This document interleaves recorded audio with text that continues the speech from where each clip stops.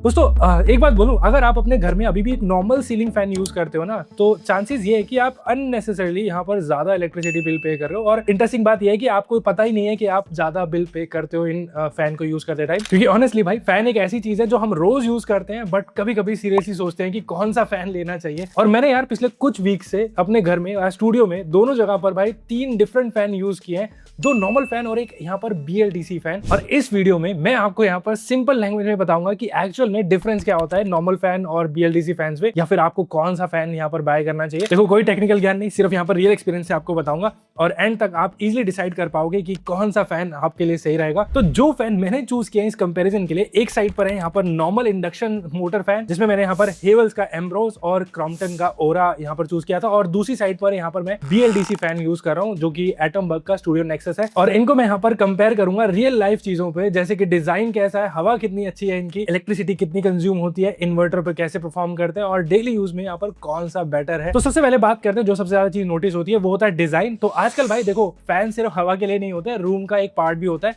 Aesthetically भी यहाँ पर अच्छा दिखना चाहिए, चाहे आपके घर में कोई यहाँ पर गेस्ट आ रहे हो या फिर आपका मतलब थोड़ा सा इंटीरियर आपको अच्छा चाहिए अपने रूम का, तो फैन का डिजाइन भी एक काफी यहाँ पर मतलब इंपॉर्टेंट चीज है। और हेवल्स और क्रॉम्पटन दोनों का डिजाइन यहाँ पर जैसा आप देखोगे तो काफी क्लीन है, प्रीमियम फिनिश आपको यहाँ पर मिल जाती है, कोई इशू नहीं है इनके डिजाइन में। लेकिन जब यहाँ पर अगर आप इसको BLDC फैन से कंपेयर करते हो ना, स्पेशली यहाँ पर स्टूडियो नेक्सस से, तो यहाँ पर देख सकते हो भाई जो स्टूडियो नेक्सस का जो डिजाइन है काफी मॉडर्न है और काफी डिफरेंट है। हेवल्स एंड क्रॉम्पटन फैन का डिजाइन है थोड़ा सा मेरे को लगेगा कि आउटडेटेड सा लग सकता है इसके सामने। एटम बग स्टूडियो नेक्सस का डिजाइन पर्सनली मुझे बहुत बढ़िया लगा है। इस फैन की जो शेप है या फिर एजेस पे जो आपको डिटेल मिलती है, और वो थोड़ा सा इसको और मॉडर्न सा प्रीमियम सा बनाती है। बाकी यहाँ पर आपको एक बीच में मून बीम लाइट यहाँ पर इफेक्ट भी मिलता है, जो बाकी दोनों में यहाँ पर इस तरह का कोई भी डिजाइन या फिर लाइटिंग नहीं है। और ये जो लाइट है ना, बेसिकली नाइट में काफी प्रीमियम सी भी लगती है, काफी अच्छा मॉडर्न यहाँ पर इसका जो डिजाइन निकल के आता है। मतलब अगर आपका सेटअप थोड़ा सा मॉडर्न है या फिर स्टूडियो टाइप है, तो ये क्लियरली काफी स्टैंड आउट करता है फैन। तो डिजाइन के मामले में पर्सनल प्रेफरेंस है आपकी, आपको हेवल्स या फिर क्रॉम्पटन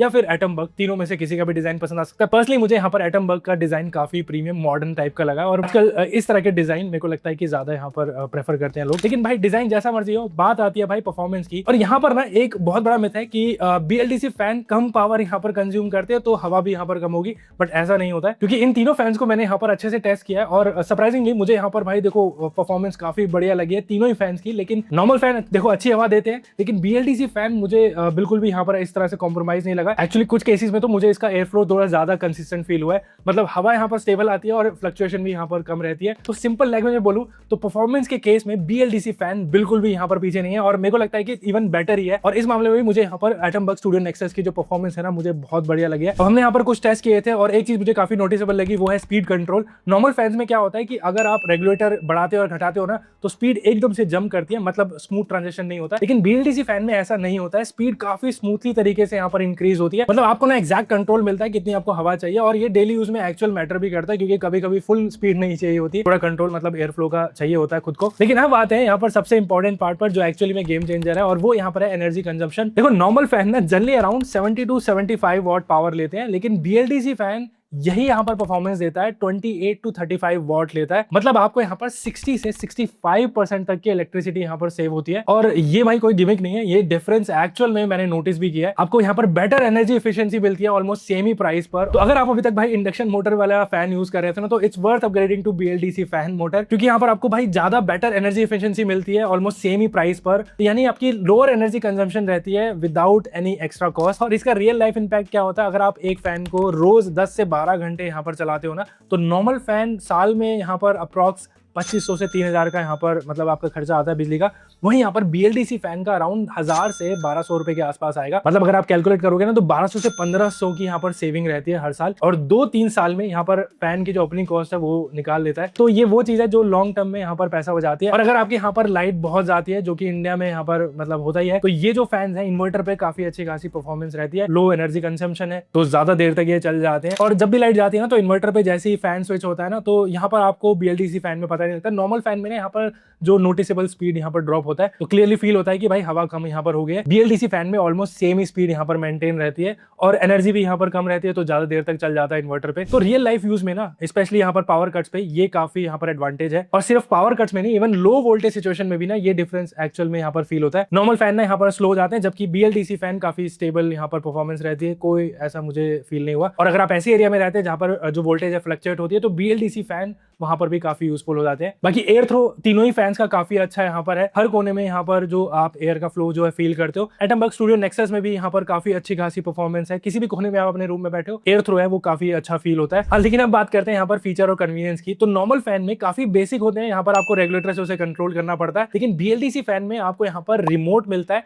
तो आप इससे इसको डायरेक्टली कंट्रोल कर सकते हो। टाइमर हो गया, स्लीप मोड हो गया, या फिर आपको स्पीड कम करनी हो, ज्यादा करनी हो, या फिर ऑफ करना हो, यहाँ पर रिमोट से आप उसको कर सकते हो। और ऑनेस्टली यार रिमोट वाली जो चीज है ना यहाँ पर छोटी लगती है, लेकिन जब आप इसको यूज करते हो ना डेली बेसिस पर तो काफी कन्वीनियंट होता है। सोफे से बिना उठे आप यहाँ पर जो फैन है उसे कंट्रोल कर सकते हो। इवन यहाँ पर ये जो फैन है एटमबर्ग स्टूडियो नेक्सस, इसमें आपको एक और वेरिएंट मिलता है जिसमें यहाँ पर गूगल असिस्टेंट और सिरी का भी सपोर्ट मिल जाता है, तो मतलब वॉइस से ही आप इसको कंट्रोल कर सकते हो अगर आपने बाय किया है। बाकी फैंस में एक और चीज होती है, वो होता है भाई नॉइस लेवल। नॉर्मल फैन में ना कभी कभी यहाँ पर हल्के सी हमिंग या फिर वाइब्रेशन साउंड फील होती है, स्पेशली रात को जब आप सो रहे होते हो, बिल्कुल साइलेंट होता है। BLDC फैन में ऑपरेशन यहाँ पर काफी स्मूथ है और साइलेंट यहाँ पर रहता है। रात में जब यहाँ पर सब क्वाइट रहता है तो यहाँ पर डिफरेंस नोटिसेबल है और किसी तरह से कोई भी डिस्टर्बेंस नहीं होती है। तो इस मामले में भी ये जो एटमबर्ग स्टूडियो नेक्सस जो फैन है BLDC फैन, मुझे ये काफी अच्छा लगा। और एक और पॉइंट रहता है कि नॉर्मल मोटर जो होती है ना वो ज्यादा यहाँ पर हीट जनरेट करती है, जबकि BLDC जो फैंस रहते हैं कंपैरेटिवली कूलर ऑपरेट करते हैं। और इसका बेनिफिट ये होता है कि लॉन्ग टर्म ड्यूरेबिलिटी और एफिशिएंसी यहाँ पर बेटर रहती है। देखो ऑनेस्टली बोलूं फैन के मामले में ना ज्यादातर लोग इतना दिमाग नहीं लगाते, लेकिन अगर आप यहाँ पर एडवांटेजेस देखोगे ना BLDC फैन के, तो आपको पता लगेगा कि ये जो फैन है ना डेली यूज में कन्वीनियंट रहते हैं। और चाहे भाई इलेक्ट्रिक सेविंग की बात हो या फिर इसी परफॉर्मेंस की, और आपको पता लगेगा कि भाई काफी डिफरेंस है यहाँ पर नॉर्मल जो इंडक्शन फैंस में और या फिर इन BLDC जो नए फैंस में। बाकी आपको कौन सा बाय करना है एक सिंपल सा डिसीजन है। अगर आपका बजट टाइट है और आपको बस एक बेसिक सा फैन चाहिए तो आप नॉर्मल फैन से काम चल सकता है आपका। लेकिन अगर आप लॉन्ग टर्म सोच रहे हो, इलेक्ट्रिसिटी बिल बचाना चाहते हो, इन्वर्टर यूज करते हो, या फिर थोड़ा बेटर कंट्रोल और फीचर चाहते हो ना, तो BLDC फैन डेफिनेटली यहाँ पर एक स्मार्टर अपग्रेड है। और ऑनेस्टली मैंने इन तीनों फैनों को काफी अच्छे से यहाँ पर टेस्ट किया, कंपेयर किया, तो मेरे हिसाब से यहाँ पर एटमबर्ग स्टूडियो नेक्सस ये भाई एक काफी अच्छा खासा BLDC फैन है और आप डेफिनेटली इसको चेकआउट कर सकते हो। मैंने तीनों फैंस के वैसे यहाँ पर लिंक नीचे डिस्क्रिप्शन में दे रहा हूँ, आप यहाँ पर चेक कर सकते हो आपके हिसाब से कौन सा आप यहाँ पर लेना चाहते हो। मैंने आपको सारी चीजें बता दी, आप उस हिसाब से डिसाइड कर लो। बाकी आपको ये कंपैरिजन पसंद आया, कौन सा आपको फैन यहाँ पर बेटर लगता है, यहाँ पर नॉर्मल ट्रेडिशनल जो इंडक्शन फैंस या फिर आपको BLDC फैन, या आप नीचे कमेंट करके बताओ, या फिर आपको एटमबर्ग स्टूडियो नेक्सस का किसी और फैन से यहाँ पर कंपैरिजन देखना, वो भी नीचे कमेंट कर देना। वीडियो पसंद आया तो वीडियो लाइक कर देना और इस तरह कंटेंट देखना चाहते हो तो सब्सक्राइब कर लो। तो मिलते हैं इस आगे वीडियो के साथ, और मैं आपको मिलूंगा अगली बार।